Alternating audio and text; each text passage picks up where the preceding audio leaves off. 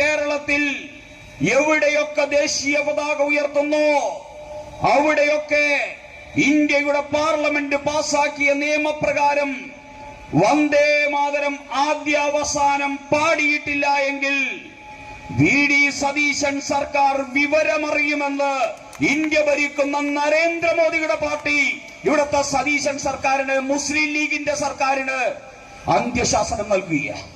മുസ്ലിം league Keralam ഭരിക്കുന്നു എന്നതിന്റെ പേരിൽ പൊതുസ്ഥലങ്ങളിൽ സായം സന്ധ്യയിൽ ഈ ദിവ്യമാർന്ന നിലവിളക്ക് കൊളുത്താൻ പാടില്ല എന്ന അന്ത്യശാസനങ്ങൾ കേരളത്തിൽ നിന്ന് മുഖരിതമാവുകയാണ്.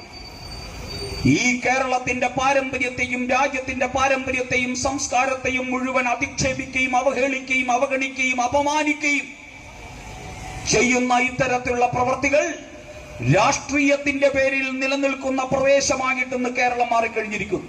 കഴിഞ്ഞാൽ വന്ദേ മാതരം ഹറാമും അലർജിയുമായിട്ട് മാറിയിരിക്കുന്നവർ പാകിസ്ഥാനികളാണ്.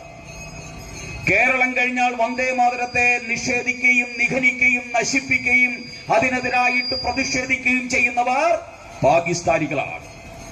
പാകിസ്ഥാനിലും ബംഗ്ലാദേശിലുമുള്ള ഈ രാജ്യത്തിനെതിരായിട്ട് നിൽക്കുന്ന അതിർത്തിയിലെ ശത്രുക്കളുടെ മനോഭാവമുള്ള ആൾക്കാർ സ്വതന്ത്ര ഭാരതത്തിൽ, ഐക്യഭാരതത്തിൽ കേരളത്തിലും ജീവിച്ചിരിപ്പുണ്ട് എന്നതാണ് വന്ദേ മാതരത്തെ സംബന്ധിച്ച് ഇന്ന് ഉയർന്നിരിക്കുന്ന, കേരളത്തിൽ ഉയർന്നുകൊണ്ടിരിക്കുന്ന ആരോപണങ്ങളിലൂടെ നമുക്ക് വ്യക്തമാകുന്നത്.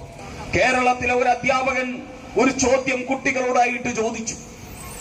ഏറ്റവും കൂടുതൽ കാലം ജയിൽവാസം അനുഭവിച്ച വ്യക്തിയുടെ പേരേത് എന്ന് ചോദിച്ചാൽ അതിനുത്തരമായിട്ട് വീര സവർക്കർ എന്ന് എഴുതുക എന്നതായിരുന്നു ഒബ്ജക്റ്റീവ് ടൈപ്പ് ക്വസ്റ്റ്യൻ. അങ്ങനെ ഒരു ചോദ്യം ചോദിച്ചതിന്റെ പേരിൽ പ്രിയപ്പെട്ടവരെ ആ അധ്യാപകൻ സസ്പെൻഷൻ നേരിടുകയാണ്.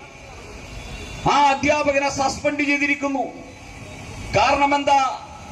വീര സവർക്കർ ഏറ്റവും കൂടുതൽ കാലം ജയിൽവാസം അനുഭവിച്ച സ്വാതന്ത്ര്യ സമര സേനാനി ആര് എന്ന ചരിത്രത്തിന്റെ സത്യം കുട്ടികളോട് ചോദിച്ചതിന്റെ പേരിൽ സസ്പെൻഷൻ നേരിടുന്ന ഒരു അധ്യാപകനുള്ള സംസ്ഥാനത്തിന്റെ പേര് കേരളമാണ്. പ്രിയപ്പെട്ടവരെ, ഇത് ബംഗ്ലാദേശ് അല്ല, പാകിസ്ഥാനല്ല, ഇത് കേരളമാണ്. ഈ കേരളത്തിൽ മുസ്ലിം ലീഗിന് അധികാര സ്ഥാനത്തേക്ക് അവരോധിക്കപ്പെട്ടു എന്നതിന്റെ പേരിൽ സവർക്കറെ കുറിച്ച് ചിന്തിക്കാൻ പാടില്ല, സവർക്കറെ കുറിച്ച് പ്രസംഗിക്കാൻ പാടില്ല, സവർക്കറെ കുറിച്ച് ചോദ്യം ചോദിക്കാൻ പാടില്ല, സവർക്കറെ കുറിച്ച് ഒരാൾ ആലോചിക്കാൻ പോലും പാടില്ല എന്നുള്ള ഗുരുതരമായിട്ടുള്ള സാഹചര്യം സൃഷ്ടിക്കപ്പെട്ടു.